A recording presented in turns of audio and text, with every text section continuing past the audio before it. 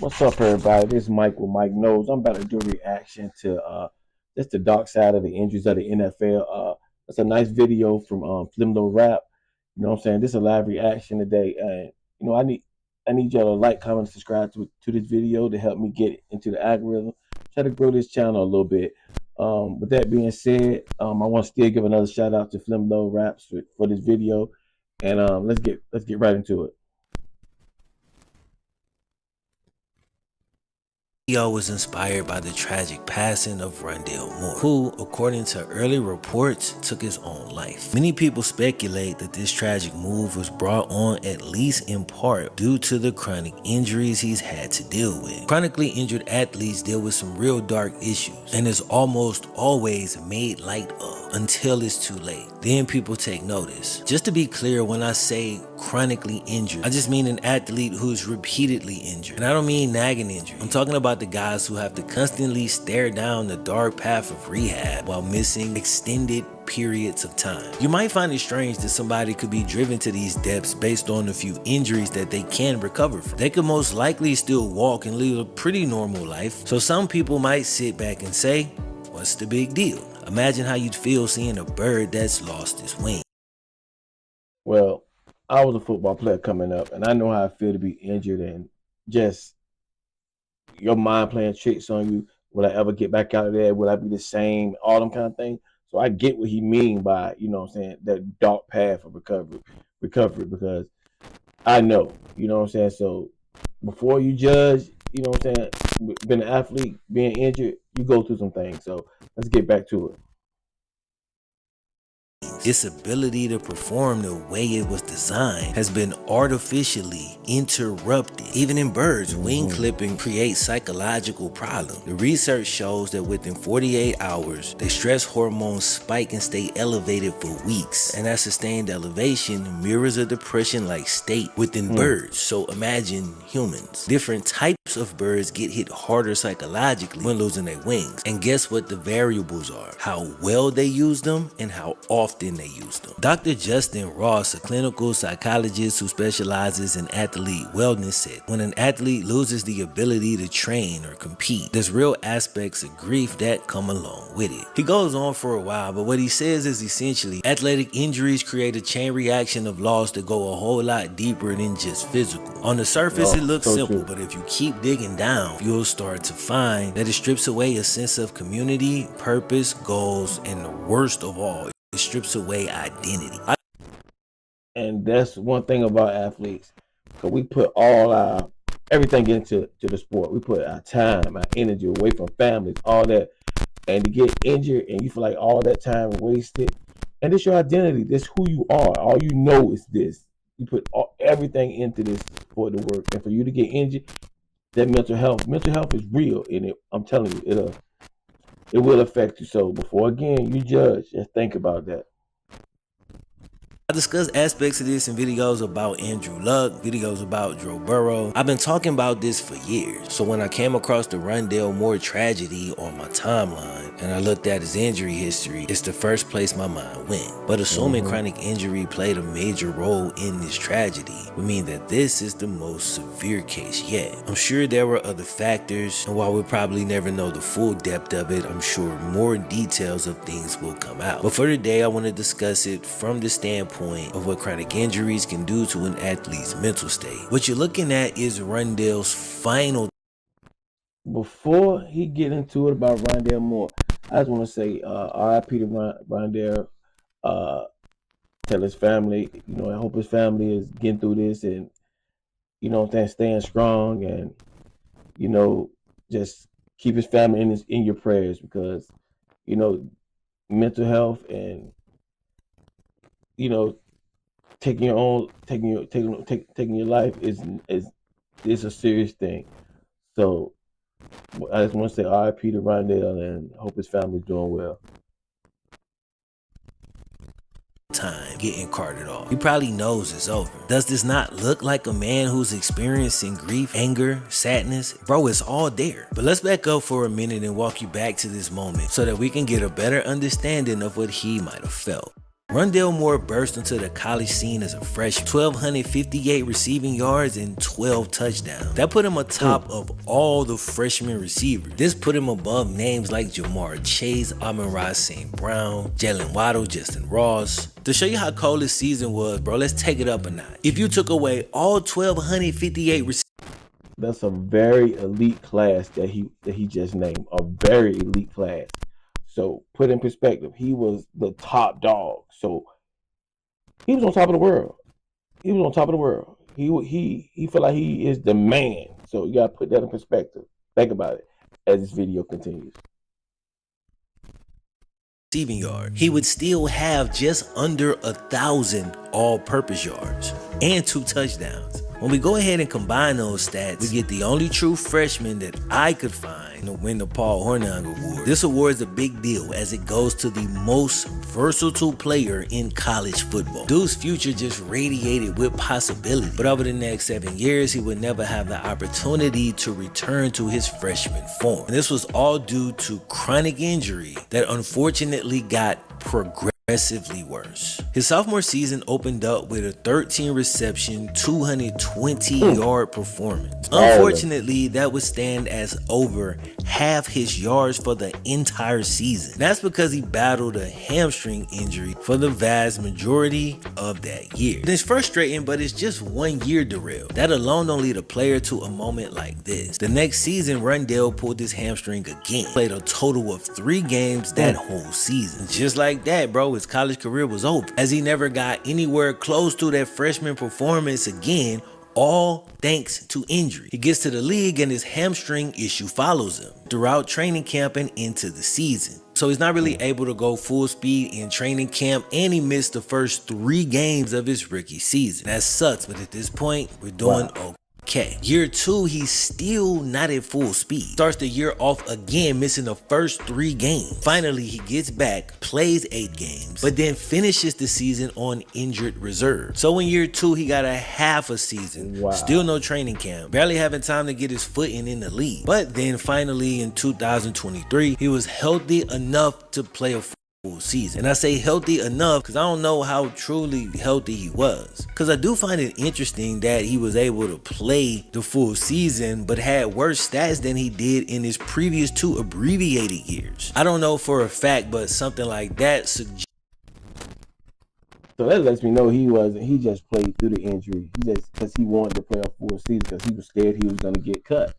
You know what I'm saying? Or he might have heard that he was going to get cut. His agent might have said something to him. You never know. So he toughed it out, but that's not good for that hamstring, because that hamstring, woo, it ain't nothing to play with, and it's nagging, and do you know, for look, 21, 22, 23, all that mental pressure he putting on himself, all that mental pressure that everybody's putting on. Let's get back to it. Just that he was not really himself. It also could have had to do with the way they were using him at this point. They may have created an offensive plan that didn't heavily include him because he'd been hurt so much. They didn't want to build too much of the offense around. And I'm not sure. Those are all just reasonable, educated guesses. So it's been 3 years and he hasn't been himself at all, not once since he came into the league. And 3 years is a long time in the NFL. So guess what happens next? He gets traded. All right, cool, new city. Let's make a good first impression, right? That was likely the mindset, and that's what he was doing. Reports say he'd been gaining momentum with the first team offense and really looking good at that point in training camp. Maybe this was the perfect situation to reset his career and get it off the ground the way that he probably always envisioned. But then, during a joint practice with the Miami Dolphins in one of the last periods of the day, he dislocated his right knee, and within 24 hours, he was completely ruled out for the entire season. It's like, bro, he was finally rebuilding within an offense and gaining momentum in a reset button, and then he gets hurt worse than ever before. To put it in perspective, he hasn't been full strength at this point for 6 years in a row. We're talking 2018 to 2024. Now this reaction's starting to make sense, especially when you add this final gut punch. If you think about what Dr. Ross said, the accumulated grief that he's got to be feeling at this point is getting heavier and heavier. He goes into the dark, stays there for a while, but he fights his way back. After all this, he's still battling, although the scar tissue is starting to build up, but he still has hope. hope and felt he could get past it, and he got back on the battlefield in 2025. Now he's 7 years removed from that amazing freshman season. His NFL tenure's gone nothing like he would have hoped. His college career ain't really go like he had hoped, outside of that one season. In the Minnesota Vikings' first preseason game, midway through the second quarter, Rondale gets in. He's nervous and tentative, and when the punt coverage ends up being good, he tries to make his way out of bounds. But in the preseason, guys are trying to make the roster, so instead of letting him go out, the defender decides to pull him down from behind. This was the final play of Rondale's career. It's heartbreaking to watch as he gets carted off. He's completely distraught, probably filled with despair. He's exasperated, and in this moment, he knows his football career is likely over. That's one level of pain, but the fact that he never truly got to show what he could really do outside of just that one college season, that might be just a couple levels. Like Flimlo said, you can tell he's in a dark place. You can look what his hands are doing. He got his face covered. You know, he keep showing expressions with his hands. He's trying to hide it. He's trying to fight it, but he can't. As soon as he got that tunnel, look at his hands. Just look. I want y'all to just look at his hands. You could tell he knew his career was over. That's 7 years of being injured every year since he had that breakout season. Do you know what his mind was doing? Oh my God. That man will make you do things. Ooh. And his whole identity is based on football, and he hasn't showed his self for 7 years. Do you know how much pressure that is? Look at me. That's a lot of pressure, and I didn't even make it to the level that he's at, and I know the pressure of it. So imagine the pressure that he's going through. You got to take care of your family, trying to get your mom out of. It's just a lot, and then your body won't hold out, and you got nobody to blame but yourself because it's your body. Think about that. Deeper. Dr. Ross said their return to sport phase may have the highest level of anxiety and stress for many athletes. They worry about things like being re-injured or not returning to pre-injury form. They worry about letting their teammates down, all the people that looked up to them in their hometown. What if I'm not the same? What if I'm never the same? Those toxic questions become reasonable, but athletes don't rehab for those internal wounds. They oftentimes just sit there and keep causing problems. There's been plenty of cases where an athlete is physically ready, but mentally, bro, they remain unhealed. So in this one study, bro, they screened young athletes directly after tearing their ACL, and they found that the majority were experiencing symptoms that perfectly mirror PTSD. We're talking about like 85% having intrusive flashbacks and memories of the moment the injury happened, and because of this, being in a heightened state of alertness and anxiety, and therefore mentally blocking their bodies from performing in the same ways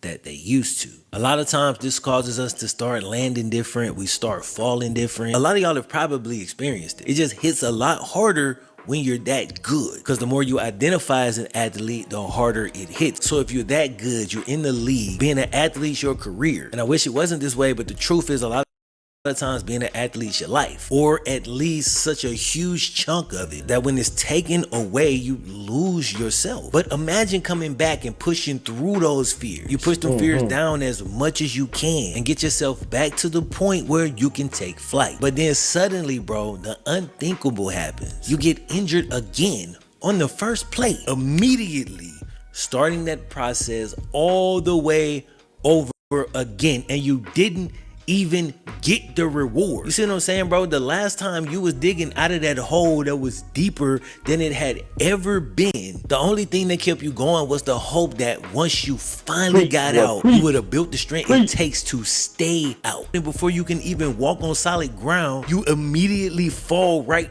back into the pit. If you human, a level of hopelessness gonna set in. And unfortunately, sometimes we can't fight out of it. And all I'm saying is we should be able to understand how people get in this headspace. That don't mean we encourage them to stay in that headspace, but we gotta have empathy first to understand where they was at, because otherwise it ain't no hope of getting them out. Again, I would like y'all to like, comment, and subscribe. Help me get this video going. But I got to stop it right here because Flimlo Rap is preaching right now, and I want to give him props on this amazing video he got here.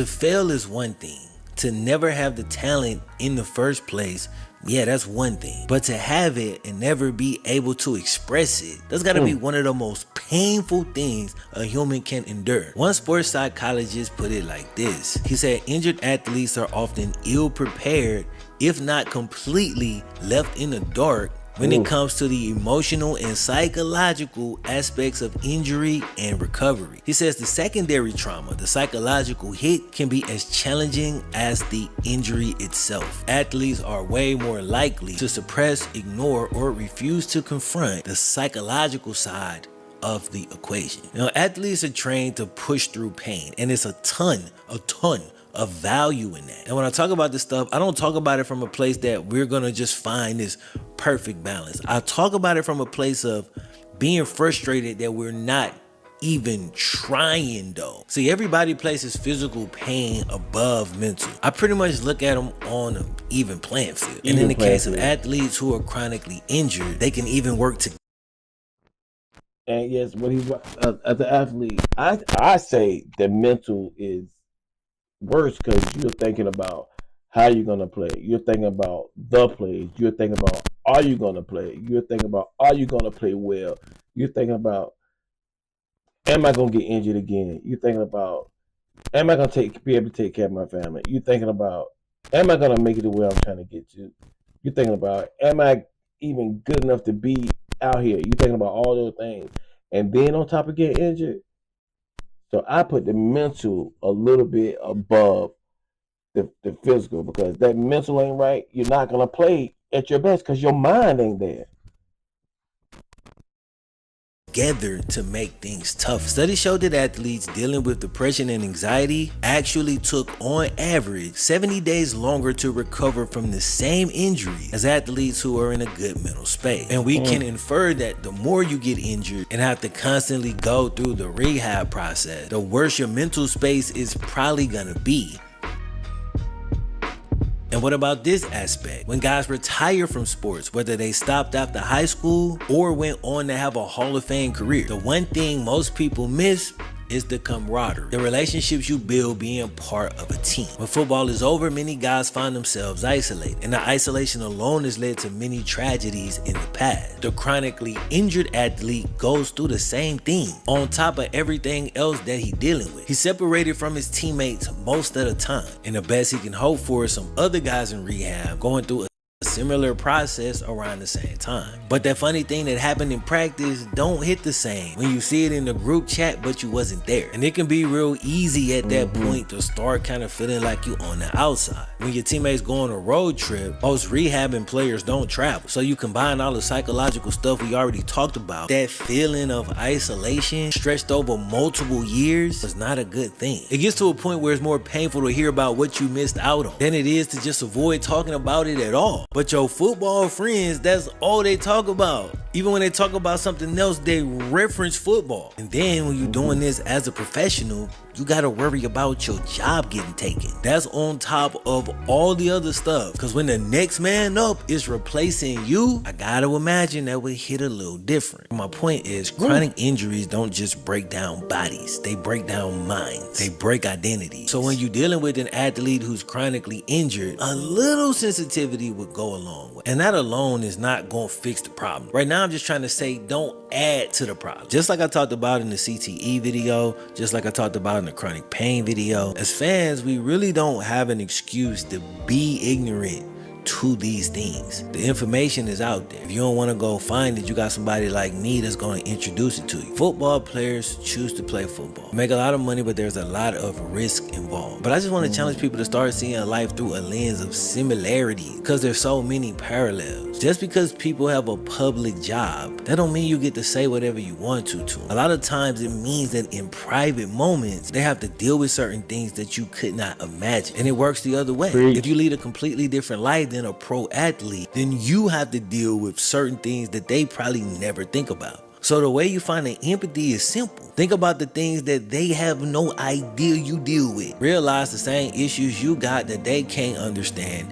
They got issues that you may not understand. We can get into some really dark spaces for a variety of reasons. And it's why I come on here, even though some people hate it, and encourage people all the time to build a relationship with God, because sometimes it gets so dark that only He can bring you out. And I know we live in a time where there's a lot of dark things going on, and the best I can do is tell you how I try to deal with it. I try to be some type of version of light, or let the light shine through me in what I do. And I don't mean running around like this all day. I mean having a generally positive attitude. Whatever your skill is, or whatever your trade, bring the light to that. And that's the best way to fight against dark. You know, sitting back and saying what these people should have did or what these people should have did, you can't control them people. All you can do is control how you interact, what you put out in the world, and how you treat people. So it can be helpful to start seeing people in 3 dimensions, meaning he's a football player, but he's also a person. And not just a person, but a person.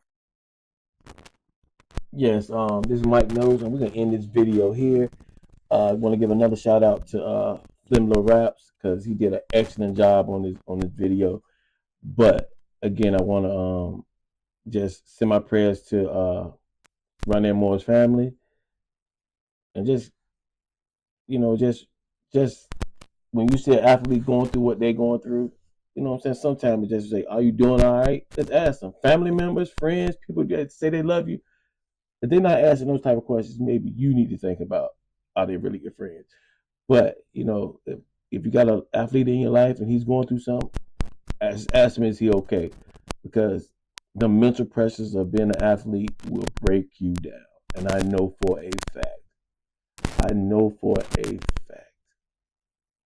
Because I've been through it. I know for a fact. I had no identity but football. That's what I had. When I couldn't play anymore, I didn't know what to do. I didn't know how to act. I didn't know. So with that being said, don't forget to like, comment, and subscribe. Mike Knows, and we out.